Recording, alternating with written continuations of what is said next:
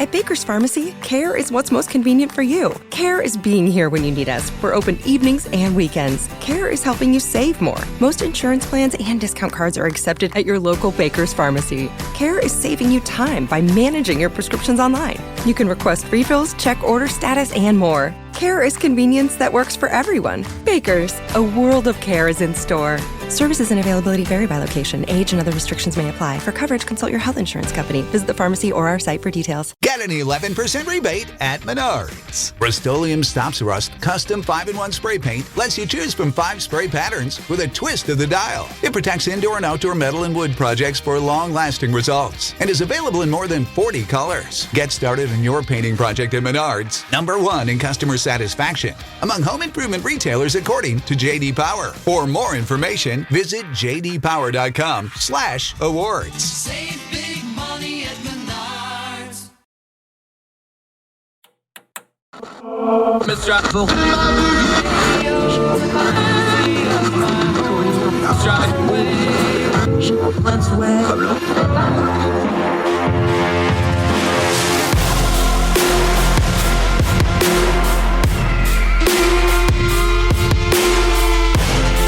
With your host, Andrew Donaldson. This is Heard Tell.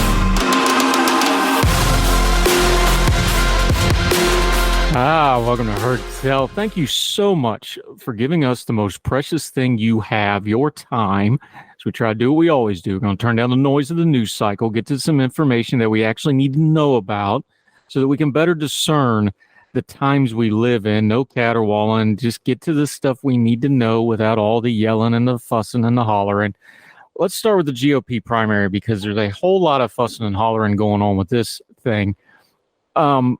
You ever watch a race, like an auto race, like NASCAR, F1, IndyCar, whatever, ARCA? Is ARCA even a thing? I don't remember. Midget car racing, they used to do that on Thursday nights on ESPN. Remember the midget cars and the sprint cars had the big fins on top on dirt tracks? Those were fun. There's something when you're watching an auto race on TV that happens. The announcers will go, because the track's too big, especially something like a NASCAR race where Daytona, 2.5 mile track, or F1 where there's 10 turns to it. They can only show you small segments of what's happening because it's happening so fast.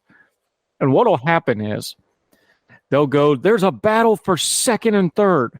And the second place car and the third place car will just be beating the tar at each other for a couple of laps as they jockey for position. The reason they do that, of course, is because it's a TV show. It's a sport. It's exciting when there's two cars side by side battling it out, fighting. You know what's boring? The reason they're showing the second place and third place car battling, or the battle for fifth and sixth, or whatever the case may be, is because the car that's leading and lapping the field and so far ahead that there's no challenge to them makes for boring TV. So they switch to the second and third place battle, or the battle for fourth and fifth, or the car that wipes out in 13th place, or whatever the case may be. They go where the action is. That's the stage of the GOP primary we're at. I'm going to pick on Politico here, but it's not just them. A bunch of people ran it. This is the piece that got a lot of play over the last day or two. Headline, Haley ties DeSantis for second, of course, meaning former governor, former UN ambassador for the Trump administration, Nikki Haley of South Carolina, and Florida Governor Ron DeSantis. Oh, they're tied for second. Action, drama. DeSantis is losing voters. Haley is surging. You see headlines and things. Haley is surging. No, not really. Trump has a 27-point lead in Iowa. He has more than a 20-point lead and sometimes a 30-point lead in all 4 of the early states: Iowa, Nevada, South Carolina, and New Hampshire. Trump is so far ahead of everybody else. By the way, those are the primaries. Nationally, he's up 50-plus points in most polls. Trump's so far ahead of everybody else that a very bored media that needs something to cover, because there must be a horse race. The horse race narrative has got to be somebody against somebody, even if it's not actually happening. You got to present it that way. So the horse race narrative switched to second and third. Here's the problem with this entire narrative. Haley voters and DeSantis voters are a lot of the same pool of voters. They're people that don't want to vote for Donald Trump. There's just not enough of them. And then when they start decamping into the Haley camp or the DeSantis camp or whoever else's camp, all they're doing is picking from the same pool of people that's already too small to beat Donald Trump to start with. Everybody understand what I'm saying here? There's only so many non-Donald Trump votes in a GOP primary, and they're splitting them up. Now, you'll see a lot of pieces like this, and we saw it all over social media last day or two. It's like, Haley is surging, so everybody should drop out and rally around Haley. By the way, these are cut and paste articles. We saw the same thing about DeSantis all summer long. DeSantis is the clear alternative. Everybody should drop out and rally around DeSantis. Here's your problem. Just look at the math. Even if they did that, they still don't have enough votes to catch up to Trump. We had John Deeth on this program. Here's the problem. Everybody becomes an Iowa expert every 4 years, right? So we bring John Deeth on, who is an Iowa election expert. And I just straight asked him, because all these, the DeSantis campaign, the Haley campaign, our ground game in Iowa is DeSantis has spent a god sum of money on Iowa, betting the farm on Iowa, no pun intended. So we bring John Deeth on, and I just ask him the question, does the ground game in Iowa still matter? Go back and listen to it. We linked to it, and I'm going to paraphrase him. He said, as elections get more and more nationalized, the ground game in Iowa means less and less. Here's the entire thing you need to know about the GOP primaries. We go through the first early primary states as we do another debate that Trump's not going to participate in and won't really matter a hill of beans except for who's going to be in second, third, and fourth, which means you don't matter. It means as we go into the turn of the year and get ready for Iowa. Here's the only question that matters in this GOP primary, because Donald Trump's he's got 4 different sets of indictments. Everybody that's left him is going to leave him already. He's already done all the crazy stuff. He says insane stuff. He says the stuff about Israel. He has lost all the support he is going to lose. He's not going to lose anymore. The only question in this GOP primary, whenever you see a headline, is this question here. Does less than 30% of the GOP primary electorate ready to move off Donald Trump? The last 2 Republican winners of Iowa won with 26 and 27%, respectively. Let me say that one more time so you hear me. In a multiple person field in the Iowa caucuses, the last 2 winners got 26 and 27%, rounding them off a little bit. So let's just pick a number here, 28%. Make it nice and round because I can't do math. Let's just say 30%. Let's really give them the benefit of the doubt. All Donald Trump needs is 30% of the electorate to say, yes, we want Donald Trump again, and he's going to win these primaries. Some of these primaries, he may be able to win them with 25%. Some of them may be 32%, but let's just pick that number. So anytime you see a headline about somebody else, anytime you see somebody surging, we probably got one more surging cycle of news in here because there must be a horse race. This is how the media works. Ask yourself a very simple question and look at the numbers and see if you can find it. Does Donald Trump have less than 30% support in the people that are going to go vote in the Iowa caucuses in these early primary states? Right now, he has a whole lot more than 30%. In fact, national polling, if you take that, considering that he could win a New Hampshire or South Carolina with 25%, because remember, South Carolina, you got Tim Scott and Nikki Haley down there. He might win that with 25% and could still pull it off. That means right now, nationally, where he's polling over 50%, he could lose half the support he has right now and still win this primary. Like that NASCAR race, like the F1 race, when the leader's lapping the field, they're going to focus on the fight for second and third because the leader running away and hiding with it makes for boring television. And news media is a television program. Watch your coverage and watch what you get sucked into. Nikki Haley is surging. Yes, she's sitting around 15, 16%, depending on which poll you want to use. Ron DeSantis is falling. Now he's right about that same number, 15, 16%, depending on which poll you want to use. Because they're pulling from the same pool of voters, the people that don't want to vote for Trump. And now DeSantis is going to have to spend a lot of money and resources attacking Nikki Haley. And every minute he does that, he's not doing anything to dent Donald Trump, because attacking Donald Trump doesn't hurt Donald Trump. Saying mean things about Donald Trump doesn't hurt Donald Trump. Pointing out his policy failures and his wackadoo positions and the crazy things he said, that doesn't it. You can't just attack Donald Trump. Is there anything a Ron DeSantis or a Nikki Haley is going to do to pull the voters from Donald Trump that are already predisposed to vote for Donald Trump and get him below that 30% level in Iowa and New Hampshire and Nevada and South Carolina? Because if he wins 4 of those, if he wins 3 of those, this thing is over by March, if not before. It's just that simple. Ron DeSantis and Nikki Haley have a lot of supporters. They have a lot of money. They have a lot of a backing. What they got right now, though, is a math problem that they don't seem to be able to solve. We've got a lot of Ron DeSantis campaigning and a lot of Nikki Haley campaigning. We know what they are and they aren't. And you need to parse out these headlines to not what you want to have happen, not what you think might happen, not what you wish might happen. Look at the data, discern the information we have, and understand what is really happening. As long as 30% of the GOP primary electorate wants Donald Trump, Donald Trump's going to win. And that's all there is to it. More Hurt Tell right after this.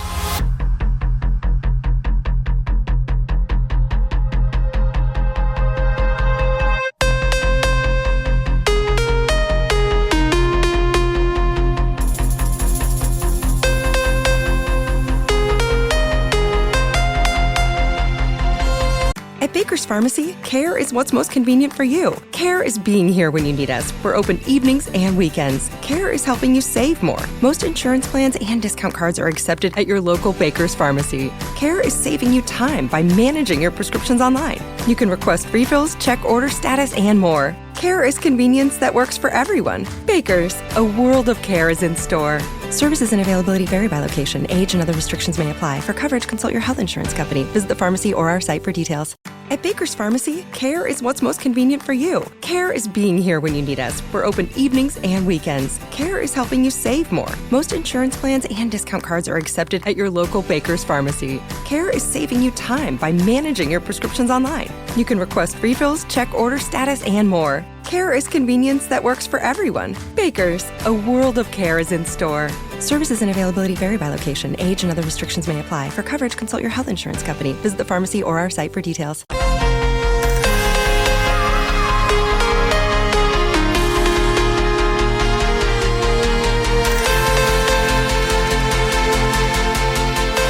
Welcome back to Hurt Tell. Matthew Perry died. He was the very good actor. Most people knew him from Friends.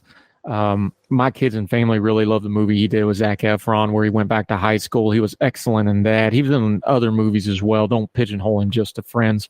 Died very, very young. We don't have a cause of death yet, so I don't want to get into all that. Matthew Perry, if you look into his life, he's somebody that struggled with things like addiction and mental health and things like this and was very open about it, wrote a whole memoir about it, was open about it, talked to people about it. But there's a part of this death that I want to focus on that didn't get covered too much, although you saw a little bit of it on social media, that goes to how our news media and how our social media and how us, the consumers of both, feed something that is not good in our society. Matthew Perry died, and there's reports.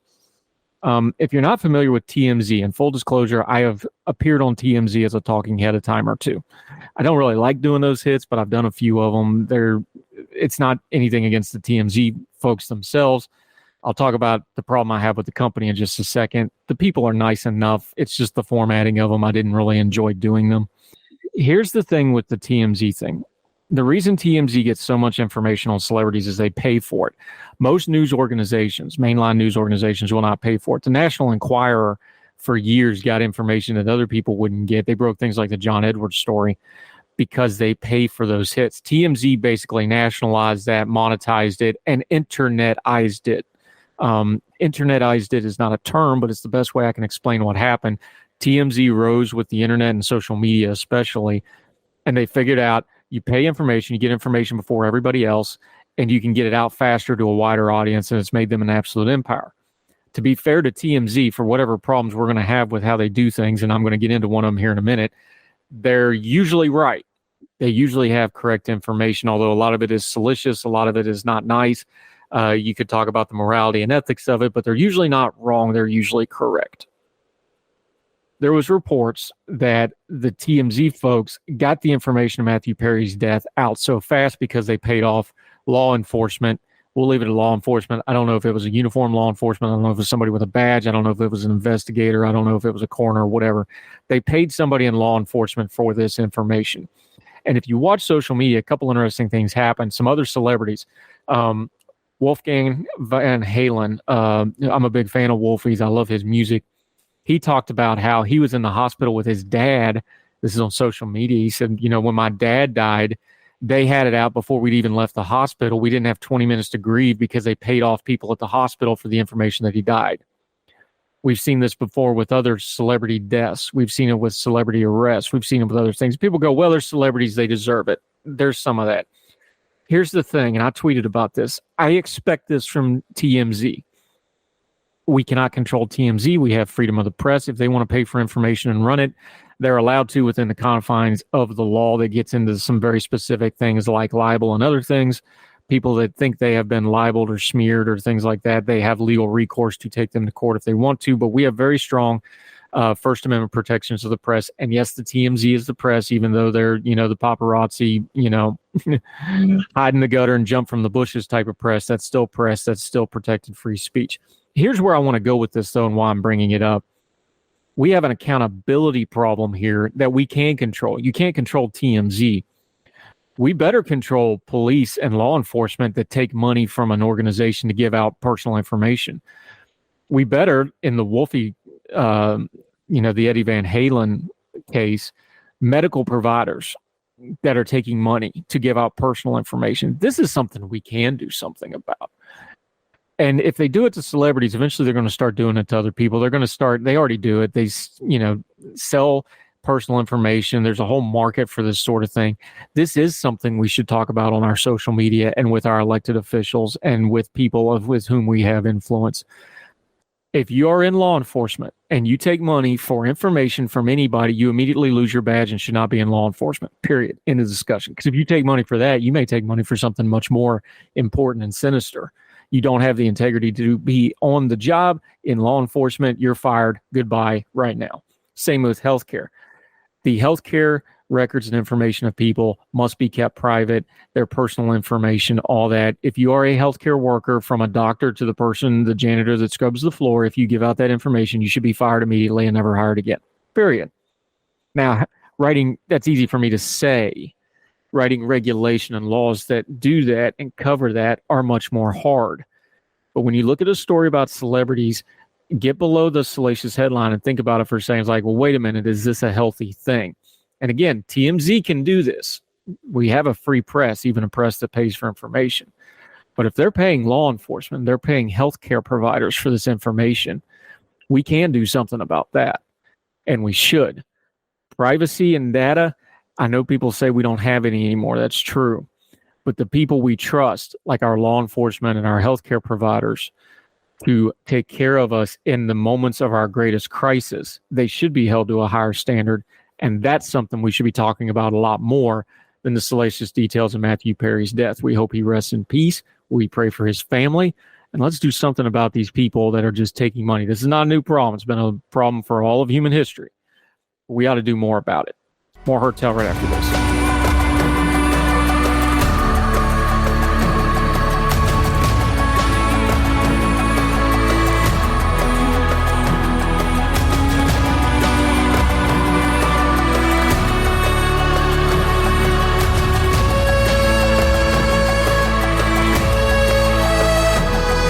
Welcome back to Hurt Tell. Okay, here's what we're going to do with this one is we do headlines and try to figure things out, but the way this one thing's covered is absolutely driving me bonkers. It annoys me. I think we're doing a great disservice to a great many people, and I tagged in my friend John McCumber, who used to have a whole bunch of interesting titles, but now he's just retired, so I don't have to use any of them.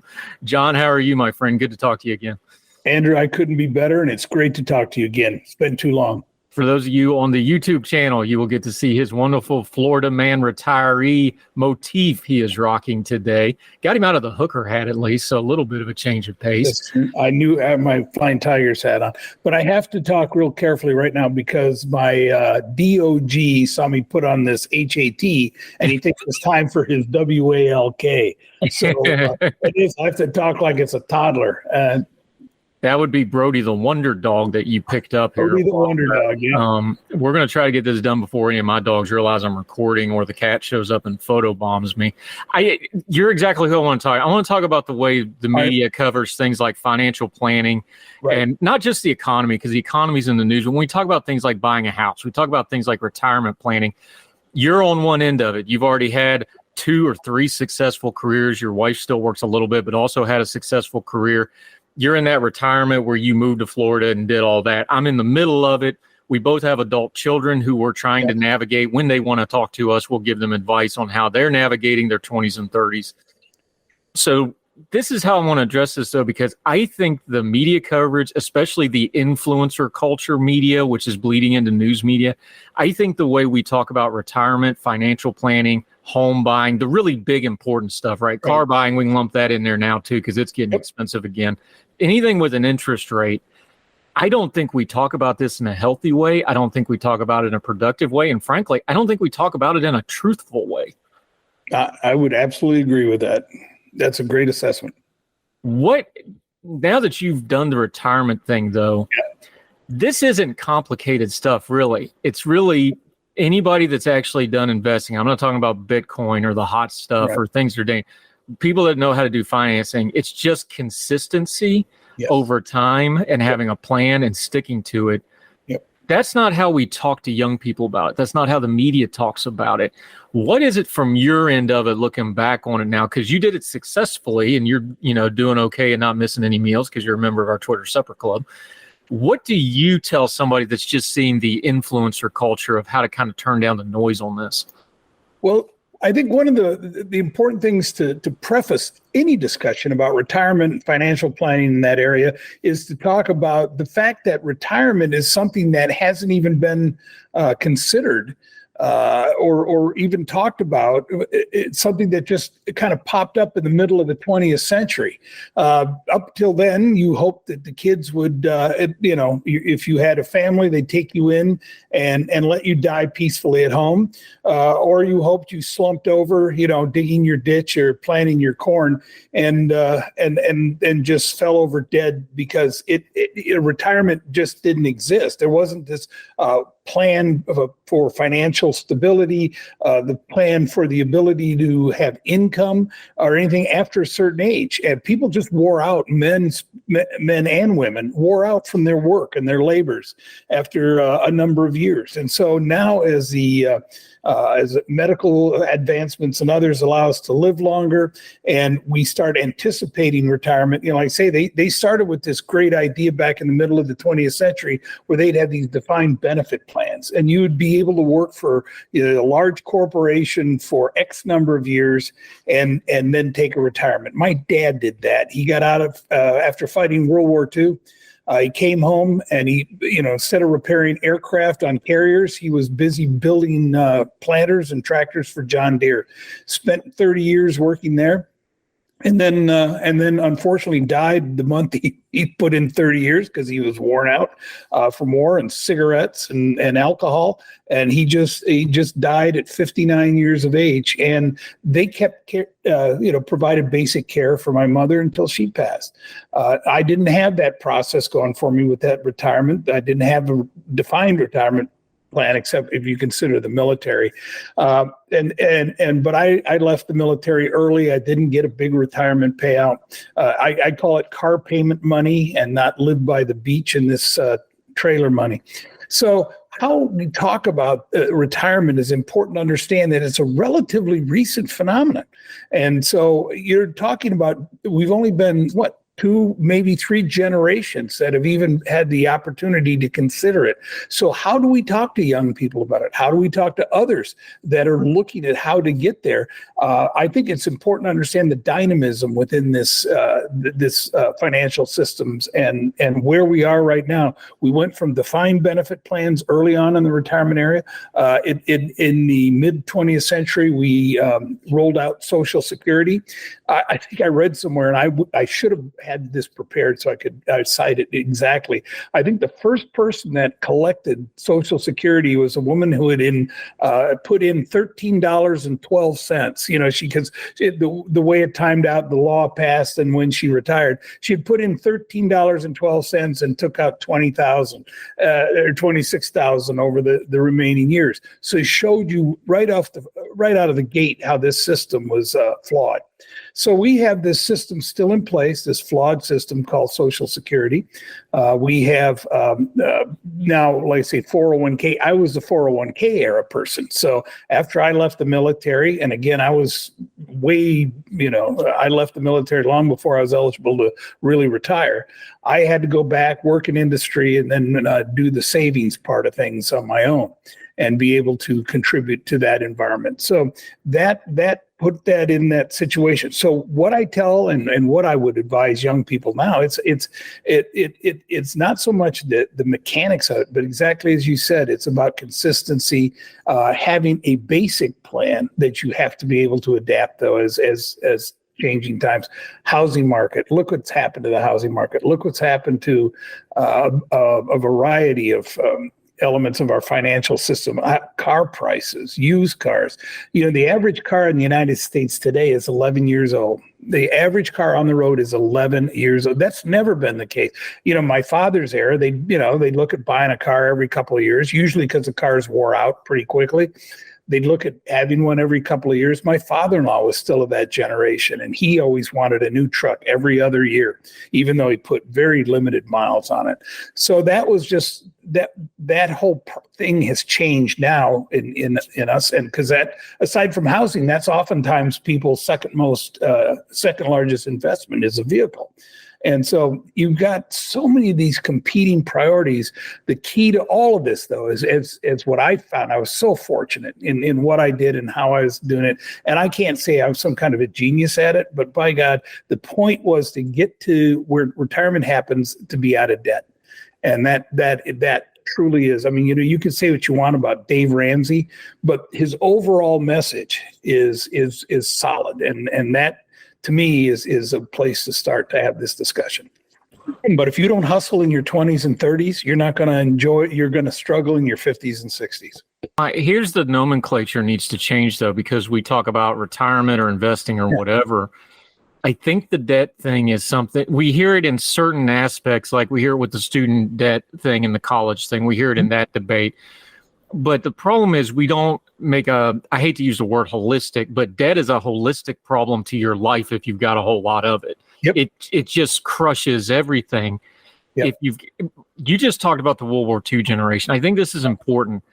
I think we're past the point where that worked 30, 40 years for any company, unless it's maybe the federal government, and even that's a little iffy. I think the years of having careers with one company, that's just gone. I think everybody needs to just have a mindset of, I'm going to have to piecemeal my career, piecemeal my benefits, piecemeal my plan together. But part of that is what you just said is, how do you incur your debt? Incurring debt on a house is not necessarily bad debt because it can be an investment. Right. However, if you just have credit card debt, if you just have student loan debt without any way of really recouping it, or you're in your 30s and 40s still paying debt off when you're in your prime earning years that you could be putting it into a house or something that has value. The World War II generation, we just talked about housing a couple of days ago on the program. Housing is a generational wealth multiplier because you can pass that down. It gives you options, things like that. We don't talk about debt in a healthy way because we want to act like all debt is equal. It's not. We want to act like debt is a fungible thing. It's not. And then we don't talk about the benefits of not being in debt. If you can get to retirement out of debt, you're probably ahead of the game. Yep. Almost nobody gets to do that, though. Right. No, I guess I'm reminded of those advertisements you see all the time that pop up on your social media, on Facebook, or wherever you are, that say, if you have $500,000, when should you retire? Take this quiz. And of course, the quiz doesn't tell you when you can retire. It simply allows them to assess where you are and then sell you, a variety of products and services around it. So there's no answer to any of this. And so all retirement planning and debt planning is third grade math. That's all you need. There's no high finance answer, that you need to do or Monte Carlo simulation. You simply have to have a basic understanding of how to do third grade math. The only real challenge is every retirement planning tool that anybody sells you or provides free, there's online tools you can use, begins with one simple fact that you have to suss out. When are you going to die? If you can answer that question, the math is real simple. The only challenge becomes, the reason it gets complex is because, either we're not willing to live up or look up to those numbers, or we're not sure how to even begin to assess that. And so, again, I guess this comes from a person with bad genetics. My dad died at 59, my uncle at 57, and my sister at age 51. A lot of these, the fact that I'm still here with you today is a miracle, and I treat every day like that because it truly feels that way. But when am I going to die? I just watched my in-laws pass at 80 years old each. And it's so you look at the math and it becomes an interesting what if scenario. But that's the story. When are you going to die?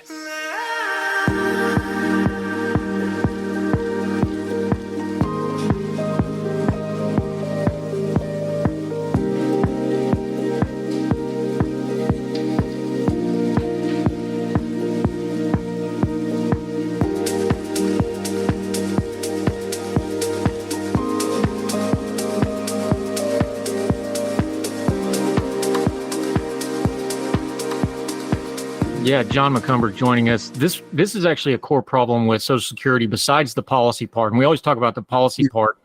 The basic math of Social Security is it was designed for 170 million people that lived into their 60s. Yes. And now we have 330 million people and counting, and it's going to be over 400 million within the next 15 years that are living into their 80s. Yeah. That's the basic core problem of Social Security besides government malfeasance and Congress. And we can talk about all that. That's just the core problem with the social safety net is it's designed antiquated. It's not designed for what we're trying to do with it. But that also applies to your personal life. I remember my parents, public employee pensions. My father was very smart with his money. He kept a lot of his money invested well, things like that. But, they're public employee pensioners. Right. And when my mom got breast cancer, this is the thing when you get older, you have these multipliers of cost. Now all of a sudden the chemo is outpatient instead of inpatient, so you're paying for the chemo out of your pocket instead of covered on your plan. Right. Little stuff like that you just don't realize. End of life care where, tens of thousands, if not hundreds of they showed me my hospital bill in 2016 when I was in the hospital. The VA was covering it, but I was in Duke for 5 months. It was a multi-million-dollar bill if I didn't have insurance for 5 months and everything I went through and all the surgeries. Sure. Folks got to understand it's not just when you die, but those couple of years before you die, with most people, you're going to have some ill health, things like that.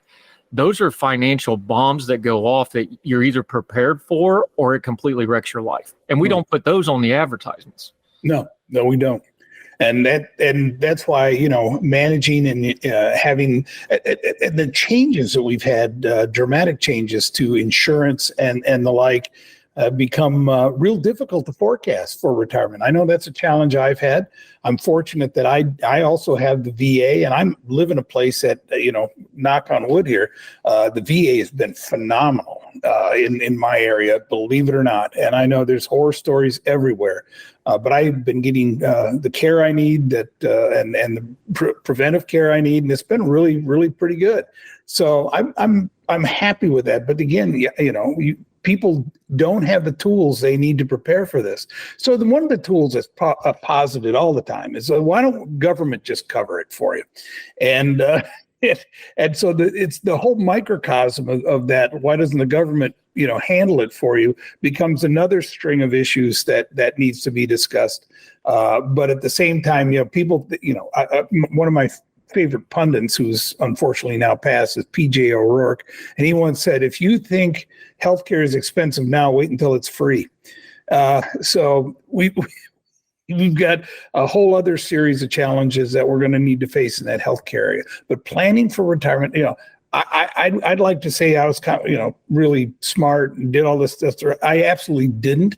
I didn't plan to retire. When I did, retirement kind of snuck up on me. I've been treated kind of unfairly. I got kind of kicked to the curb, felt really down, and just didn't even think about it until I met with my Schwab guy, and he looked at me and he said, "Why don't you think about retiring? Look at your, family history. Look at this. Enjoy a few years off." And by God, that made perfect sense. And I've been blessed to be in a position to make that decision. And I did, all the dumb stuff like everybody will ridicule me for. And I moved to Florida. I live in a 55 plus community.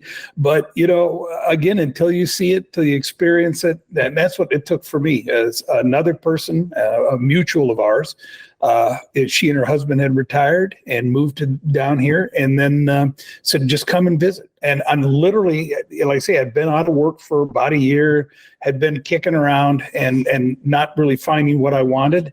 We were down here 3 days. I bought a house on a handshake. And I said, this is how I want to live.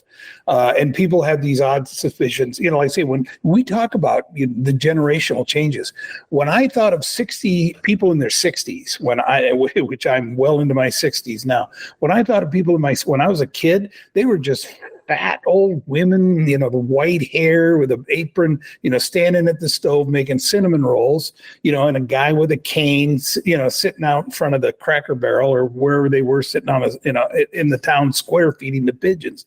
And then you find out that, that world, like I say, people live to their 80s. I have men and women that I golf with that are in their 80s, and I go golfing with them, bike riding, and a lot of other hobbies. And it's really surprising to see people don't go to retirement communities to just wait to die. They go there to enjoy the last years, the golden years, as we like to say. And it's so that difference is significant. And like I say, World War II generation. All my teachers in high school had been at war with my father. The teachers from my high school, the business people in town had been, through World War II. Everybody that had really cast that whole generation. And then, like we said, those again, I'm babbling on about these different things, but these all have to interconnect, and how people put those together to look at these later years of life is what's going to determine how well they lived it. But I got nieces and nephews, and I'll tell you something I just don't see now among my nieces and nephews. Maybe yours are different, but if you don't hustle in your 20s and 30s, you're not going to enjoy it. You're going to struggle in your 50s and 60s.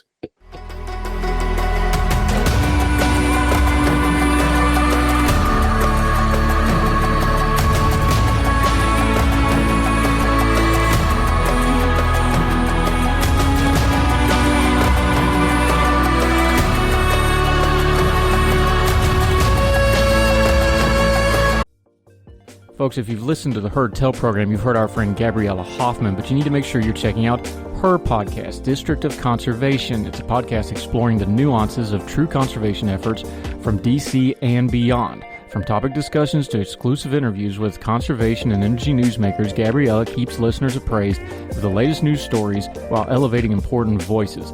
Listen to District of Conservation on Apple Podcasts or wherever podcasts are played.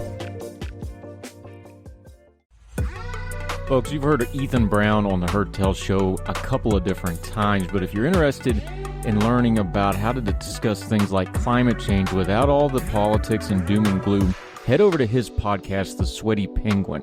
Sweaty Penguin is a late-night comedy-style climate podcast working to add nuance, critical thinking, humor, and hope to the climate conversation. They got over 100 episodes already, breaking down weekly news stories and specific topics, from the vanilla to the ADHD to the international accountability to orangutans. Yes, I know, it's a comedy thing, so just go with it. But each time, exploring different ways we can make progress on these issues while still helping the economy, health, security, and everything else we care about.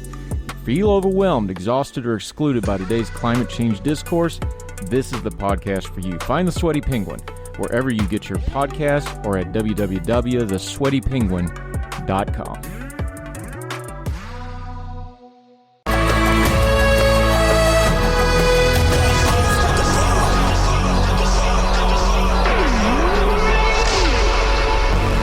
Yeah, it's funny because John McCumber joining us. Of course, my 20s and 30s, I was in the military, and then, was going to do a second career when I got medicaled out of the military, and then we see how that worked out. So you got to be a little flexible. Here's the thing, though. What you did, though, you're actually a statistic. Did you know this? No. When COVID happened, 4.2 million people dropped out of the workforce. It was one of the big economic things that didn't get talked about. But 2.4 million of them, the big bulk of them was actually retire age people that just said, screw this, I'm going to the house. Either they were worried about their health, they just didn't want to fool with the restrictions. A huge cohort of that, 60s, upper 60s, they just said, heck with it, went to the house and didn't want to fool with it. Yeah.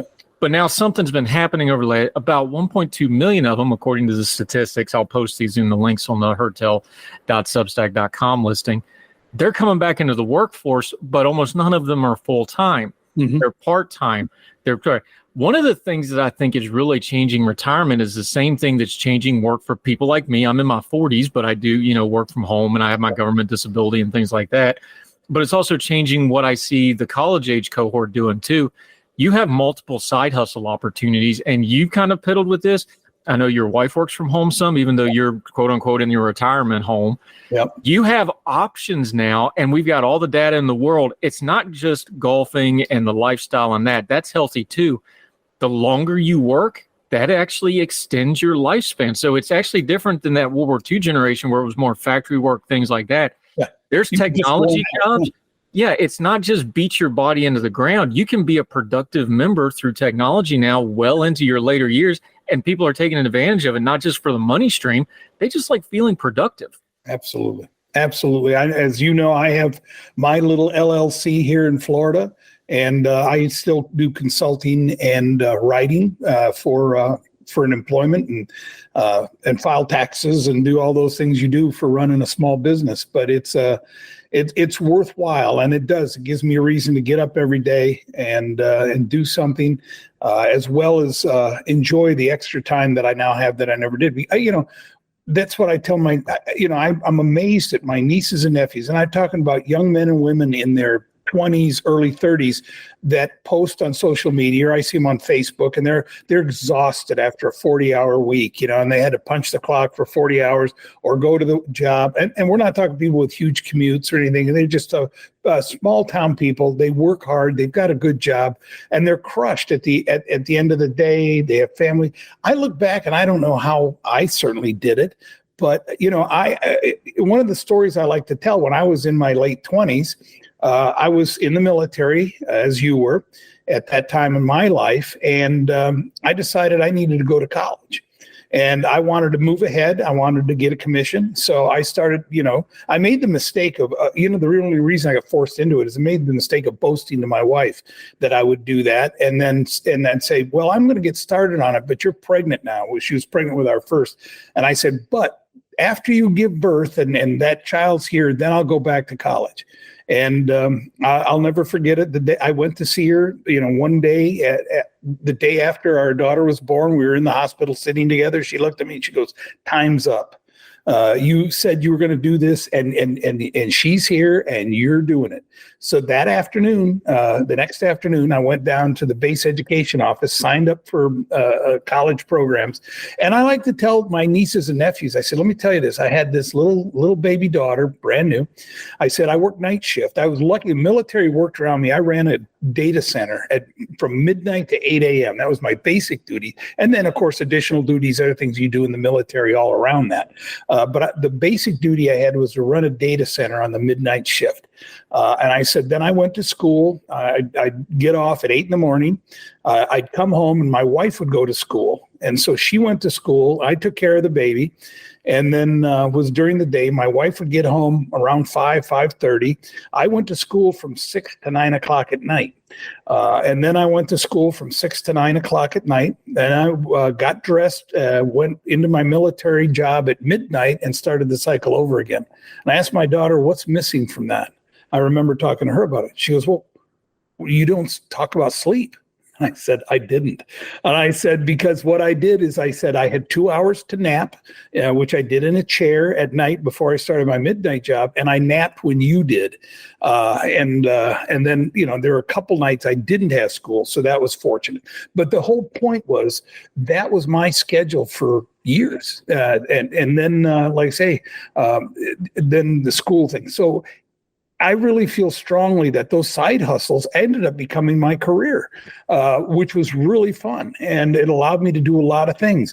So I think this important thing to remember is that no matter what the market looks like, no matter what the housing is that if you got to really move out.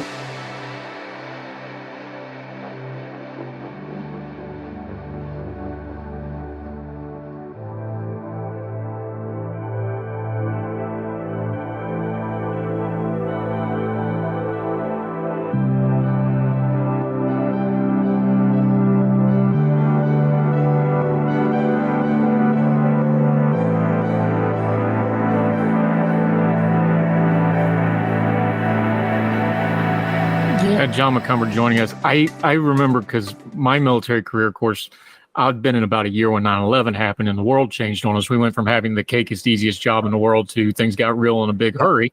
Yep. I look now like those Frankfurt days when we first went into Afghanistan. We're working 18 and 6s and sleeping at the office because you didn't want to waste the 20 minutes going home. You'd rather just sleep on the couch, right? Sure. I couldn't do that now, but I could do it then. But it front loaded me on hard work so that, when you're doing other stuff, it didn't bother you so much. When I talk to the cohort, and my kids are this age now, they're 25 and 20 and 17 and 16, almost 18, one of them. One's already out of college, one's in college. One has zero interest in college, and the other one wants to do this artsy school thing, whatever. They're all very different. And the one that doesn't want to go to college wants to do trade. Yeah. And I told him, I was like, absolutely, go learn to work on engines, go learn to weld, whatever. It may not be your career, but it'll teach you a skill set. And anytime you learn a skill set, that sets you up for wherever you're going to eventually go. Right. And that's a hard thing to talk to the college cohort. When I work with the Young Voices kids, I tell them all the time, I was like, don't worry about the end goal so much, build skill sets. Yeah, it's great. Because you don't know where you're going. How would you tell people, because you've had 3 or 4 careers now, you've done the consulting thing, you didn't roll out of bed and wind up doing cybersecurity and becoming a cybersecurity expert. You had about 4 or 5 things that lined up that made you qualified to do that, and you had a depth of knowledge that made you really good at it. Explain that to the younger cohort of like, don't just worry about the degrees, which are fine things, and don't just worry about the job, which is a fine thing. Are you building skill sets that you can go in an office and go, you can give me this job because I can do X, Y, and Z? That's a whole different thing that's been lost. And when I was in the corporate world, I've interviewed people, and I tell people now going into interviews, like, I don't care your accolades. Tell me what you can do. I don't think we train kids to go into an office and go, this is what I can do. Right. No, you're absolutely right. And this is always going to be a seller, is having those skills. I had the same counseling. Like, I can step back. I didn't, like I say, didn't roll out of bed and fall into this. I was very fortunate in many ways. I'm not here to certainly just sit there and boast and say that I'm some kind of a brilliant person. I'm not. But one thing I did do is keep eyes always open for opportunities. And when things would come up, so I remember I got into teaching, and then was finishing up my degree, and then was working on a master's degree because I was in that mode, got my commission, started on my MBA, going to, again, full-time MBA, full-time job. And what I was able to do is they said, you know what, we're having trouble filling this position. People teach a database course for our college. Would you be interested in it? And I just said, absolutely, let me try that. I put a course together and taught. That was the very first college course I ever taught. I was working on my MBA. I taught a course on database. And it was, it would be laughable now to see what I, would teach about. But it was an opportunity for me to learn the teaching profession, to get involved. And so as that went on, I always used my teaching to pay for my further education. And that's one of the reasons I was able to get out without debt. One, of course, the military, that's a big bonus and for people. And then being able to use that, even every dime I paid for a book, a college, sweatshirt, anything I did related to higher education, I paid for it by teaching. And I got my money back, tenfold over for doing that. And so being able to teach, use that money to pay for further education and do that. And then when I got out of that and was started on my PhD at the University of Maryland, I was teaching graduate school for a couple universities because, again, cybersecurity was new and they were trying to put together programs, schools that you've never heard of. Now, and that predate Phoenix, University of Phoenix, which of course you're hearing less and less of now. But if you go back, Central Michigan University, others had decided they wanted to jump on this as a opportunity to teach remote courses. So I got involved with that and got paid for doing that. One of the things I've always focused on in that is trying to make sure I was being paid for the extra work I was doing. And that's a tough one. A lot of people donate their time. I think that's great. I do now. I donate a lot of time right now to different operations and programs. But I also at the time wanted to make sure that I was covering that. So again, that the extra money allowed me to get the education. I put my wife through school. She and I worked together to do that. But with South School, we never had college debt. And she wasn't in the military, but she worked in work programs and study programs, but it was all skills based. You were right. And that's what was beneficial. Hers is in medicine. So she worked in clinical oncology and she worked in treating cancer. And so all her education, most of her employers would pay for that along the way. And then when she did do things like got her Master of Fine Arts and did that on her own, we were able to do that and cover that with money I made from teaching. And that's those kind of processes, and always looking for opportunities and sticking your neck out a little bit. That's where the answer is. That's where those extra opportunities come from. And then that's where those skills you acquire, but you got to be willing to do that. Yeah. John McCumber, this is what I wanted to do. I just wanted to have some grown folk talk by some two guys that have kind of been there and done that on some of this stuff. And we're counseling our own kids on it. And we're hoping, I do a lot of the mentoring with the young voices. One of the reasons I love working with those guys is, they're I always get a crack. You got these people going to Georgetown, Harvard, and they're asking me for advice. And I flunked out of community college. Yeah. I went back, but we all did. I flunked out. Look, I've been open about it. I tell every single one of them that want to hear it. Like, look, I went to college. I wasn't prepared. I was a meathead. I was an idiot. I was undisciplined. I wound up living back in mom and dad's basement, was working at Walmart. I never forget it. About 2 a.m, saw a bunch of guys coming in working off their hangover at Walmart, and I'm like, okay, I got to make a move. I got to get out of here. When worked my shift, got up that morning, drove over to Beckley to MEPS, signed up. That's how that went. But it was a good thing for me. Sure. I just wanted to do some grown folk talk on this because I think the influencer culture is really missing the boat because it's all about what they can give somebody, and really what this all is what can you give yourself. And give yourself skill sets. John, let folks know where they can follow you and keep up with you. We haven't had you on for a while. We're going to get you back. We'll get you in your wheelhouse of the security stuff here one of these days. All right. Let folks know how they can follow you until we get you back on the program. Well, like I say, I'm available, like every other bonehead that's got an idiot profile out on LinkedIn. I'm out there, but that's the official background. I'm also in social media, but what's enjoyable is that I get to say what I want now because I'm not going to be canceled for my job by social media. So my clients always remain secret. I'll never. So I'm out there publicly, and I'll say a lot about what I feel and what I think, and you may not agree with me. And I'm at John McCumber on X now, or Twitter, Twatter, whatever we call that thing. And so, and then I'm available in other zones as well. But I go. My name you'll see up there is Johnny Moline, which is a take on where I was born and raised. And but it allows me to say a lot about what I feel and also talk about this life I'm now living. And so I spend a lot of time doing that and sharing those things. And I'm trying to share that positive message and hopefully create a community of people that can enjoy the time that they have on this earth and realize that it's very limited and you might as well enjoy it this time because you don't get another. Most importantly, he's a member in good standing as a hashtag Twitter Supper Club group, although he did put Red Velvet corn dogs. We're going to have a board meeting about that in private, but that'll be a closed session meeting while we work that out amongst ourselves. Yeah. Great cook. Looking forward to barbecue. I need to send you an order of barbecue sauce down, too. We'll hook you up. John McCumber, love talking to you, my friend. Appreciate the time. It's always my pleasure, my friend. Yes, sir.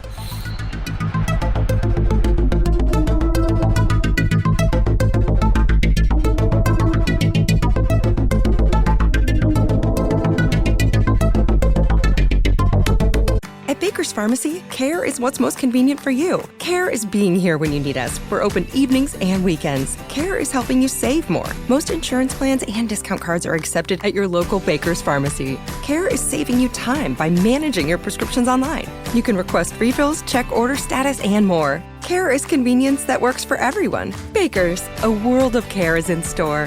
Services and availability vary by location. Age and other restrictions may apply. For coverage, consult your health insurance company. Visit the pharmacy or our site for details. Save on O'Reilly Brake Parts Cleaner. Get 2 cans of O'Reilly Brake Parts Cleaner for just $8. Valid in-store only at O'Reilly Auto Parts. O'Reilly Auto Parts.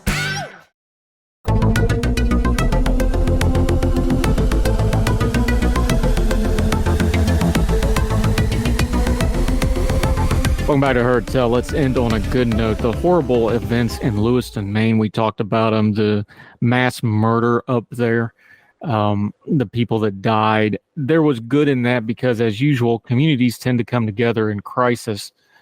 Something very interesting happened. One thing you don't think about when you're just watching this news coverage is if you've never been in a situation like this where they had a manhunt and they had a lot of people locked down because of the manhunt.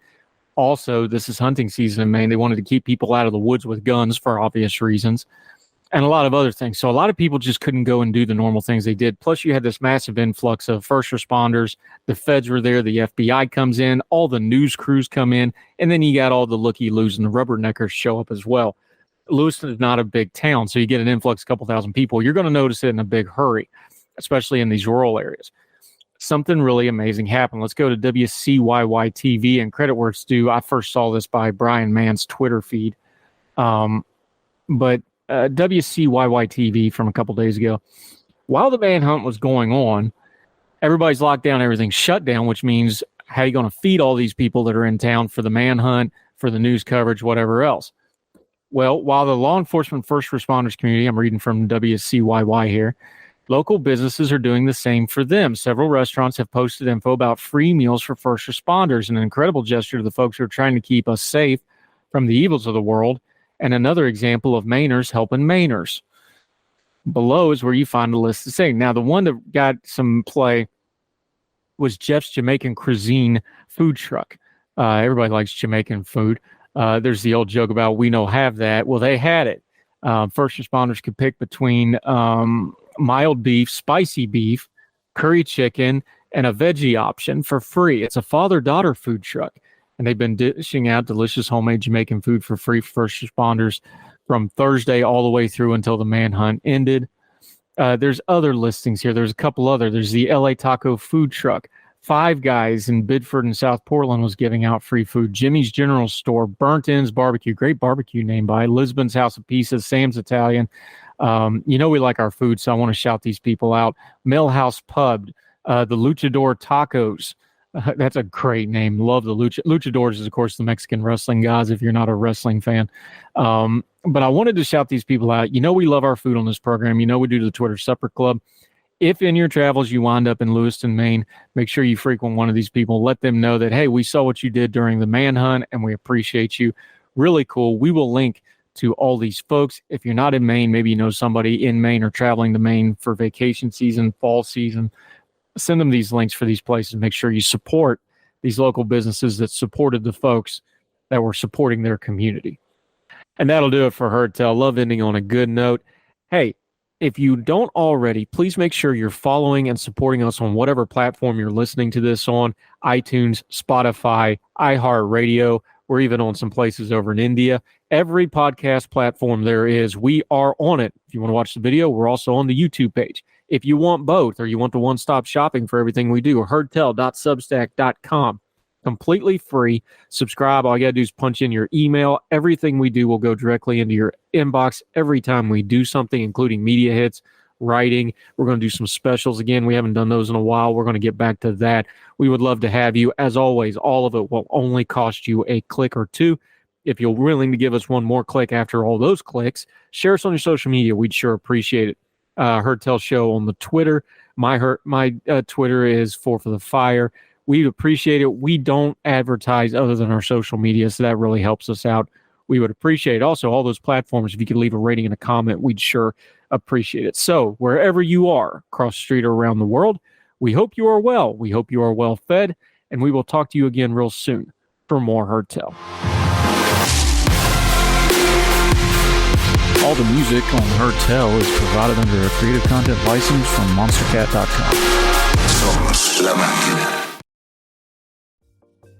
Folks, if you've listened to the Heard Tell program, you've heard our friend Gabriella Hoffman, but you need to make sure you're checking out her podcast, District of Conservation. It's a podcast exploring the nuances of true conservation efforts from DC and beyond. From topic discussions to exclusive interviews with conservation and energy newsmakers, Gabriella keeps listeners appraised of the latest news stories while elevating important voices. Listen to District of Conservation on Apple Podcasts or wherever podcasts are played. Folks, you've heard of Ethan Brown on the Heard Tell Show a couple of different times, but if you're interested in learning about how to discuss things like climate change without all the politics and doom and gloom, head over to his podcast, The Sweaty Penguin. Sweaty Penguin is a late-night comedy-style climate podcast working to add nuance, critical thinking, humor, and hope to the climate conversation. They got over 100 episodes already, breaking down weekly news stories and specific topics, from the vanilla to the ADHD to the international accountability to orangutans. Yes, I know, it's a comedy thing, so just go with it. But each time, exploring different ways we can make progress on these issues while still helping the economy, health, security, and everything else we care about. If you feel overwhelmed, exhausted, or excluded by today's climate change discourse, this is the podcast for you. Find The Sweaty Penguin wherever you get your podcasts or at www.thesweatypenguin.com.